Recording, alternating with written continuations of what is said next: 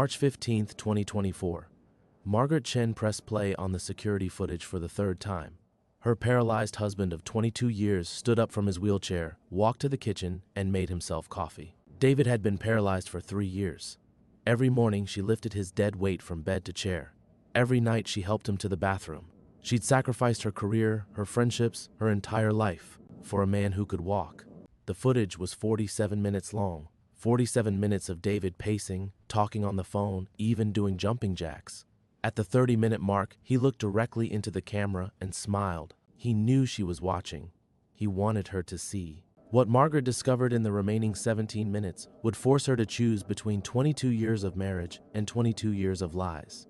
Between the woman she used to be and the woman she was about to become.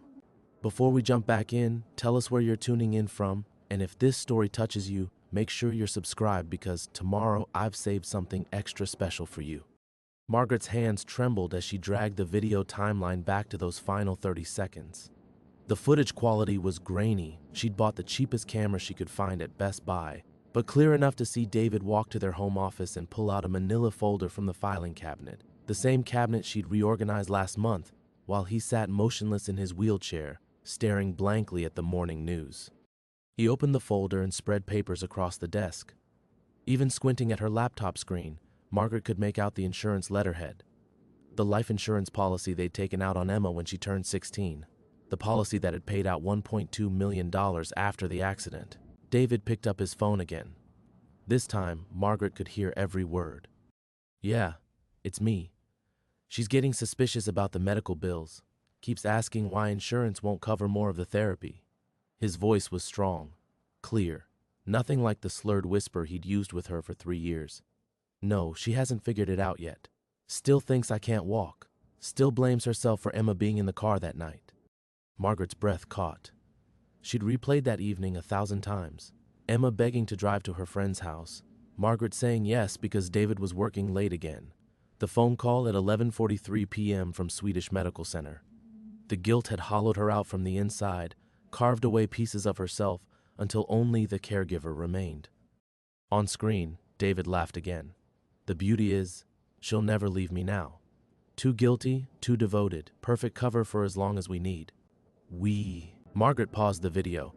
Her reflection stared back from the laptop screen. Gray hair she hadn't colored in months, dark circles under eyes that hadn't slept properly since the accident, skin pale from spending every day indoors with a man who supposedly couldn't move. She'd been a forensic accountant for 15 years before this. She knew how to trace lies, follow money trails, uncover fraud.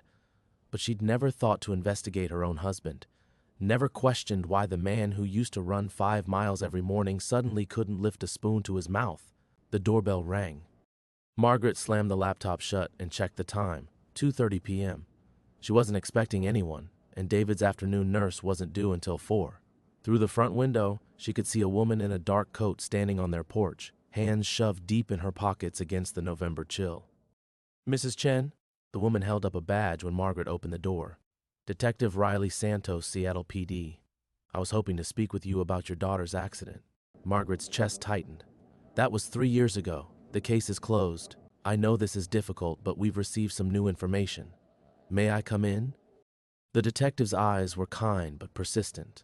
She was younger than Margaret, maybe early 40s, with short dark hair and the sort of alertness that came from years of noticing things others missed.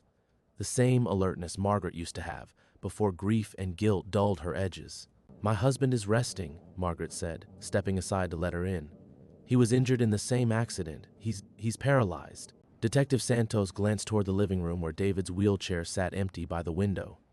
Margaret had positioned it there this morning before leaving, the way she always did, creating the scene of his helplessness for her return. "Actually, Mrs. Chen, that's part of what I wanted to discuss. We've been reviewing the original accident report, and there are some inconsistencies we'd like to clarify." Margaret's mouth went dry. "What kind of inconsistencies?" "The damage pattern on your husband's vehicle, the trajectory analysis, the witness statements." Santos pulled out a small notebook. "Your daughter Emma was driving that night, correct?" "Yes. She'd just gotten her license. I should never have let her take the car in that weather." The familiar weight of guilt settled on Margaret's shoulders like a lead blanket. "Mrs. Chen, I need to ask you directly, Are you absolutely certain Emma was the one driving? The question hit Margaret like a physical blow. She gripped the doorframe, remembering David's phone conversation from the security footage. Still thinks I can't walk. Still blames herself for Emma being in the car that night. Not for letting Emma drive. For Emma being in the car. Margaret's voice cracked. The police report said David was thrown from the vehicle. He had a head injury. He couldn't remember anything about that night. Detective Santos watched her carefully. Mrs. Chen, where is your husband right now? Margaret glanced toward the bedroom where David should be resting, where she'd left him propped up with pillows, supposedly unable to move, where he'd been performing the role of invalid for 3 years while she destroyed herself caring for him. He's sleeping, Margaret whispered, but even as she said it, she could hear movement upstairs. Footsteps. David was walking again. The footsteps overhead stopped abruptly, as if David had suddenly remembered he was supposed to be paralyzed. Margaret's heart hammered against her ribs as she stared at Detective Santos, whose eyes had shifted toward the ceiling at the sound. Perhaps we should sit down, Santos said quietly, her tone gentle but unmistakably knowing. Margaret led her to the kitchen, away from the staircase. Her hands shook as she filled the coffee pot with water, a ritual that had become automatic over the past 3 years. Pour water, measure grounds, press start, simple tasks that kept her anchored when everything else felt like it was dissolving. The kitchen still smelled like the oatmeal she'd made David for breakfast, the same breakfast she'd spooned into his mouth every morning while he stared past her with vacant eyes. She'd cut his toast into small pieces, wiped his chin with a napkin, adjusted his pillows, all while he'd been perfectly capable of feeding himself. This is a beautiful home, Santos said, settling into one of the chairs at Margaret's kitchen island. Her eyes took in the details. The granite countertops David had insisted on during their renovation 5 years ago, the family photos clustered on the windowsill, the pill organizers lined up like soldiers beside the sink. Margaret's gaze lingered on one photo in particular, Emma at 17, laughing as she held up her driver's license. Her dark hair caught the sunlight streaming through their old kitchen window, and her smile was so bright it seemed to illuminate everything around her. David stood behind her with his hands on her shoulders, grinning with what Margaret had thought was paternal pride. Now she wondered what else had been in that smile. Emma was our only child, Margaret said, her voice barely above a whisper. We tried for years before we had her. I was 40 when she was born. David used to joke that she was our miracle baby. Santos nodded, pulling out her notebook but not writing anything yet. Tell me about the night of the accident. Margaret closed her eyes, letting herself sink into the memory she'd avoided for so long. I was working late. There was a case, insurance, fraud actually. A man who'd been claiming disability benefits while running a construction business on the side. The irony wasn't lost on her now. Emma called around 9. She wanted to go to her friend Jess's house to work on a school project. Was David home? He said he was working in his office. He had his own consulting firm, business development for tech startups. He was always on calls, always traveling. Margaret opened her eyes and looked directly at Santos. I trusted him, with everything, with Emma. The coffee maker gurgled to life, filling the silence between them. Margaret remembered how Emma had bounded into the kitchen that night, car keys already in her hand. She'd been so eager to drive herself places, so proud of her newfound independence. Margaret had barely looked up from her laptop screen when she'd said yes. David came down to say goodbye to her, Margaret continued. I remember hearing them talking in the hallway, but I couldn't make out the words. Then the front door closed, and I assumed Emma had left. But David went with her? Margaret nodded slowly. The official story had always been that David had decided at the last minute to drive Emma to Jess's house because the roads were getting icy. A protective father looking out for his teenage daughter. Everyone had praised him for it, right up until the moment the semi-truck ran the red light and slammed into the passenger side of their Honda Accord. Emma had died on impact. David had been thrown clear, found 20 feet from the wreckage with a traumatic brain injury and multiple fractures. The first responders had called him a miracle for surviving at all.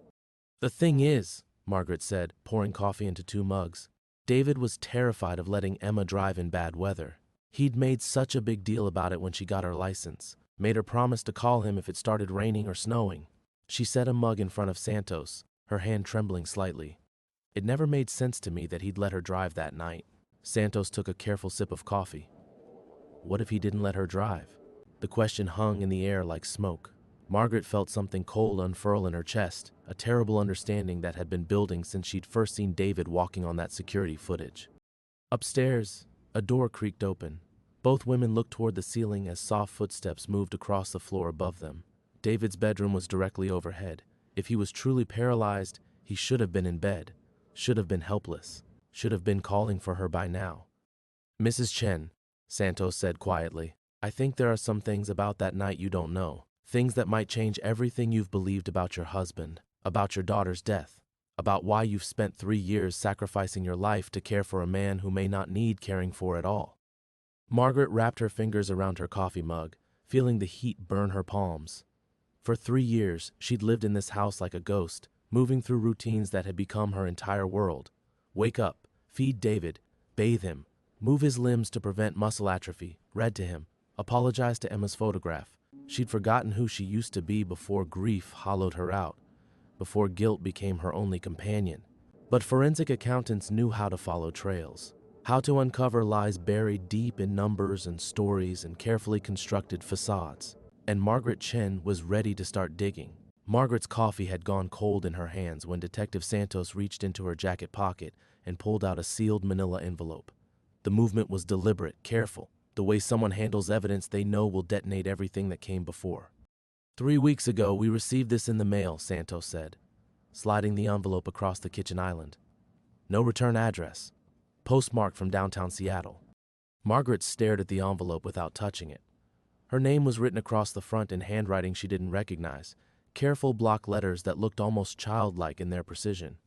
The paper was slightly yellowed at the edges, as if it had been sitting in a drawer for months, maybe years, before someone finally worked up the courage to send it. What is it? A letter. From someone who claims they witnessed your daughter's accident. Santos's voice was gentle but unyielding. Someone who says they've been carrying a secret for 3 years because they were afraid to come forward. The envelope felt heavier than it should when Margaret finally picked it up. Her hands trembled as she broke the seal, and she had the strangest sensation that she was opening a door she'd never be able to close again. Inside was a single sheet of notebook paper, the kind Emma used to buy in bulk for school. The letter was brief, written in the same careful block letters. To the police and Emma Chen's mother. I saw the accident 3 years ago on Pine Street. I was walking home from my job at the gas station when the truck ran the red light. I know what the police report says about who was driving, but I was there. I saw what really happened. Emma wasn't behind the wheel. The man was driving. Emma was in the passenger seat. She was crying and trying to grab the steering wheel right before impact. They were fighting about something. She kept saying, "Please stop, please let me out." I wanted to tell someone, but I was on probation and I was scared the police wouldn't believe me. I've been clean for 8 months now and I can't carry this anymore. That girl didn't deserve to die, and her mother deserves to know the truth. I don't want any money or attention. I just want to do the right thing finally. The man who was driving walked away from the accident. He wasn't thrown clear like he said. He got out of the driver's side and walked around to check on the girl. Then he laid down on the ground and started screaming for help. I saw him practicing being hurt before the ambulances came. The letter wasn't signed. Margaret read it twice, then a third time, each word carving deeper into her chest. The paper fluttered in her grip as the full weight of it hit her. Emma hadn't been driving. Emma had been trying to stop the car. Emma had been crying. The witness came forward last week, Santos continued. Marcus Webb, 23 years old. History of drug charges, but he's been clean for almost a year now, working 2 jobs, trying to turn his life around. He says the guilt has been eating at him. Margaret couldn't speak. The kitchen seemed to tilt around her, familiar objects becoming strange and threatening. The pill organizers on the counter, medications she'd been crushing and mixing into David's food for months because he supposedly couldn't swallow properly. The wheelchair ramp David had insisted they install by the back door, so he could eventually get some fresh air when he was feeling stronger. All of it was theater. Every single day of the past 3 years had been an elaborate performance, and she'd been both the audience and the unwitting supporting cast. We've reopened the investigation, Santos said. The original accident reconstruction was rushed. There was a multi-car pileup on I-5 the same night that pulled most of our traffic division. But we're taking a closer look now at the physical evidence. The blood spatter patterns in the car, the position of the seat adjustments, the angle of impact. Margaret's vision blurred as she thought about all the nights she'd sat beside David's bed, reading to him from Emma's favorite books. Harry Potter, The Hunger Games, Pride and Prejudice. She'd read until her voice was hoarse, convinced that somewhere deep inside his damaged brain, he could hear her and find comfort in the familiar words. He'd been listening, all right, listening and planning and calculating how long he could keep the charade going. "Mrs. Chen," Santos said softly, "we're going to need to interview your husband, and we're going to need you to think very carefully about everything that happened in the weeks leading up to the accident. Were there any arguments between David and Emma? Any unusual behavior, money problems, insurance policies?" The insurance. Margaret's blood turned to ice as she remembered the security footage, David pulling out that manila folder with the life insurance papers. Emma's life insurance policy that had paid out $1.2 million. Emma, who had been trying to grab the steering wheel, who had been begging to get out of the car. Margaret stood up so quickly her chair scraped against the kitchen floor. The letter fell from her hands and fluttered to the ground like a wounded bird. Upstairs, the footsteps had started again. Detective Santos was already reaching for her radio when Margaret held up a trembling hand. "Wait," Margaret whispered, her voice barely audible. "Please, just wait."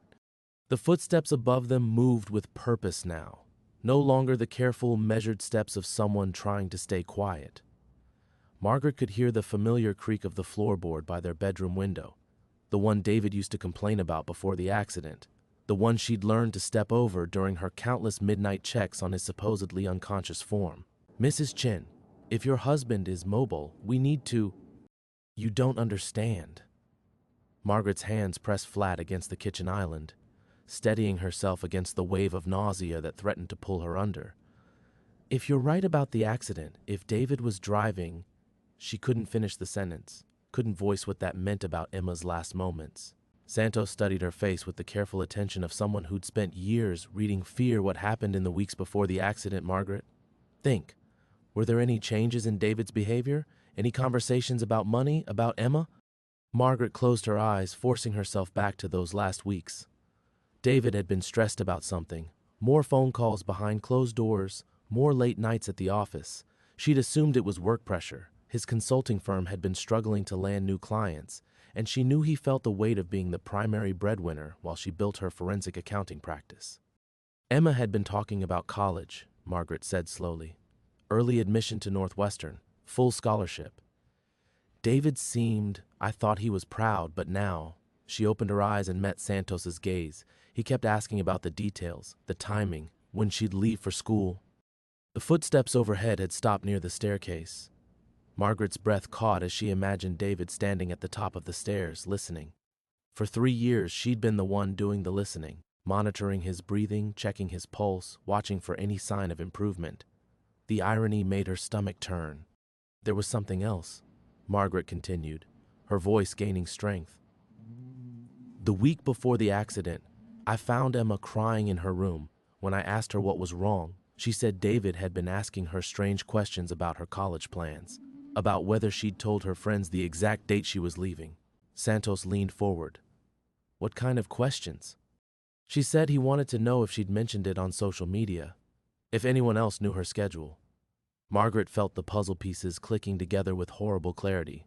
"I told her he was probably just being an overprotective father. I told her—" The words died in her throat as a new memory surfaced. Emma, 3 days before the accident, standing in this same kitchen with tears streaming down her face. "Mom, I think I know something I'm not supposed to know." Margaret had been rushing to get to work, distracted by a complex case involving embezzled pension funds. She'd promised they'd talk when she got home. They never got the chance. "Mrs. Chen?" Santos's voice seemed to come from very far away. What did Emma know? Before Margaret could answer, the house phone rang. Both women froze as the shrill sound echoed through the kitchen. Margaret stared at the handset mounted on the wall beside the refrigerator, the same phone David supposedly couldn't reach from his wheelchair, couldn't operate with his damaged motor functions. On the 4th ring, the answering machine clicked on.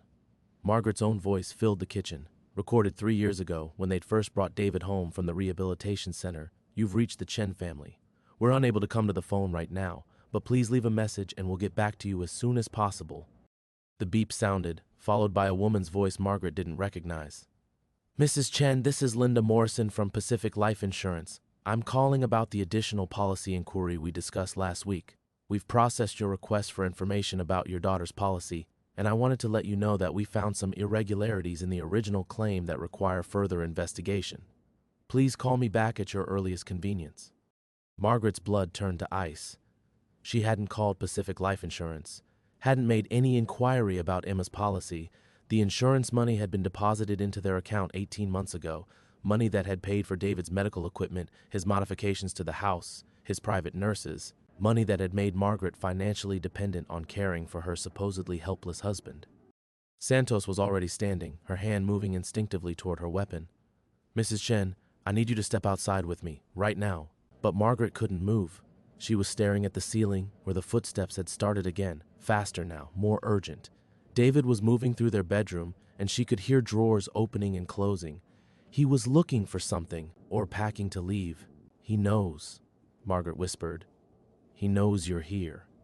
The sound of drawers slamming shut echoed through the ceiling above them like gunshots. Margaret watched a small piece of plaster drift down from the light fixture, and she realized with crystalline clarity that this was the moment her carefully constructed world would finally collapse entirely.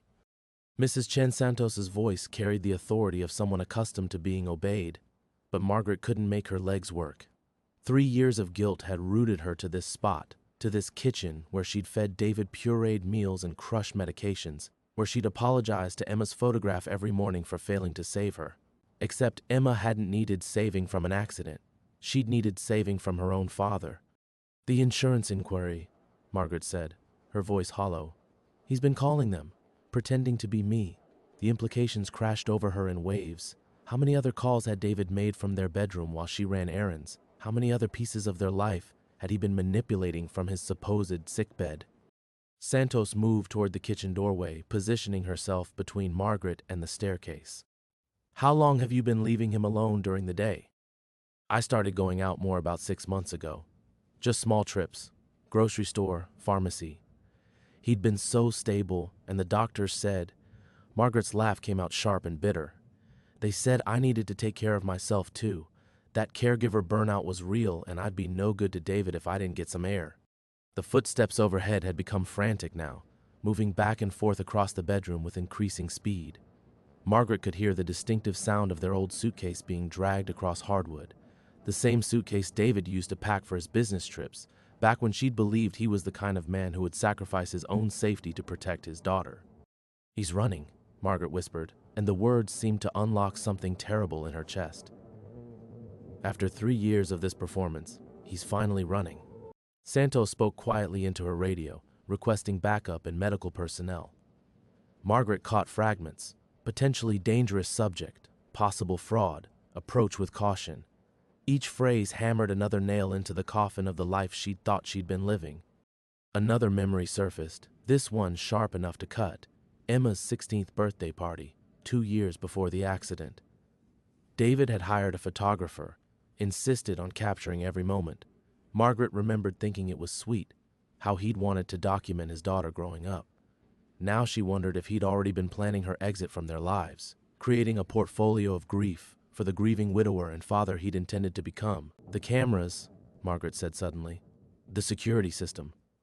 When did you install it? 2 weeks ago. I told you, the insurance company wanted... No. Santos turned from the window where she'd been watching for backup. When did David suggest the cameras? Margaret's mouth went dry. He didn't suggest them. I researched the company. I made the calls, I chose the package, but even as she said it, doubt crept in. She remembered David's voice, weak but insistent from his hospital bed. Maybe we should think about security, Margaret, for your peace of mind when you leave the house. There are companies that specialize in medical monitoring. He'd planted the seed so carefully she'd thought the idea was her own. Mrs. Chen, I need you to think about Emma's insurance policy. When was it purchased? Who arranged it? David handled all our insurance. He said it was part of being a responsible parent, making sure Emma would be taken care of if anything happened to us. The words tasted like ash in her mouth. The policy was for her education, her future, a future David had stolen along with her life. The sound of breaking glass came from upstairs. sharp, decisive, followed by the scrape of wood against wood. Margaret recognized the sound, their bedroom window being forced open, the same window that faced the backyard, the dense tree line that bordered their property, the hiking trails that could take someone miles into the state park without being seen. "He's going out the window," Margaret said, surprised by how calm her voice sounded. For 3 years, she'd been afraid of losing David, of being left alone with her guilt and her grief. Now the thought of him escaping felt like another kind of betrayal, another theft. Santos was already moving toward the stairs, weapon drawn. "Stay here. Do not follow me." But Margaret was done taking orders, done being the passive victim in her own life. She thought of Emma in those final moments, fighting for control of the steering wheel, begging to be let out of the car. Her daughter had died fighting. Margaret wouldn't dishonor that memory by cowering in her kitchen while David disappeared into the woods, like the coward he'd always been. The first police sirens were wailing in the distance as Margaret Chen, former forensic accountant, mother of a murdered daughter, climbed the stairs toward her supposedly paralyzed husband's empty room. Margaret reached the bedroom doorway as Santos swept through the adjoining bathroom, weapon raised, checking corners with practiced efficiency. The room looked like a hurricane had torn through it. Drawers yanked open, clothes scattered across the floor, the mattress askew where David had searched beneath it. But it was the wall above their dresser that made Margaret's breath catch. The photographs were gone. Every single picture of Emma that had hung there for 3 years, her school portraits, vacation snapshots, the candid shots David had taken at that 16th birthday party. Empty nail holes punctured the wallpaper like bullet wounds. "Windows open, no sign of him," Santos reported, holstering her weapon. "Backup will search the woods, but he's got a significant head start." She turned to Margaret, studying her face with that same careful attention. "Mrs. Chen, what was he looking for in here?" Margaret stepped deeper into the chaos, her forensic training automatically cataloging the scene. David had been thorough but desperate, the kind of search someone conducts when they know exactly what they need but can't remember where they hid it. She picked her way through the debris toward his side of the bed, where their joint filing cabinet sat with every drawer pulled out, manila folders scattered like fallen leaves. "Financial documents," she said, kneeling beside the mess. "Insurance papers, bank records." Her hands moved through the folders with muscle memory, years of professional experience guiding her fingers to the gaps in their organized system. He took everything related to Emma's policy. And, she paused, checking again, "our joint savings account, the investment portfolio." Santos crouched beside her. "How much money are we talking about?" "The life insurance was 1.2 million. Our savings, maybe another 800,000. Most of it was my income from before I stopped working." Margaret's voice grew hollow as the full scope of David's theft crystallized. "He's been planning this for 3 years. Every day I spent taking care of him, he was calculating how much longer he needed to maintain the charade." A new sound drifted through the open window. Car doors slamming, voices calling commands. The search was beginning, but Margaret knew they wouldn't find him. David had always been methodical, patient. He'd had 3 years to plan his escape route, while she'd fed him soup and read him bedtime stories. Santos moved to the window, speaking into her radio about search parameters and roadblocks. Margaret remained on the floor, surrounded by the remnants of her murdered financial life, when she noticed something that made her stomach lurch. Hidden beneath a scattered pile of tax returns was David's old cell phone, the one he'd supposedly been unable to use since the accident because of his impaired motor functions. Margaret picked it up with trembling fingers and pressed the power button.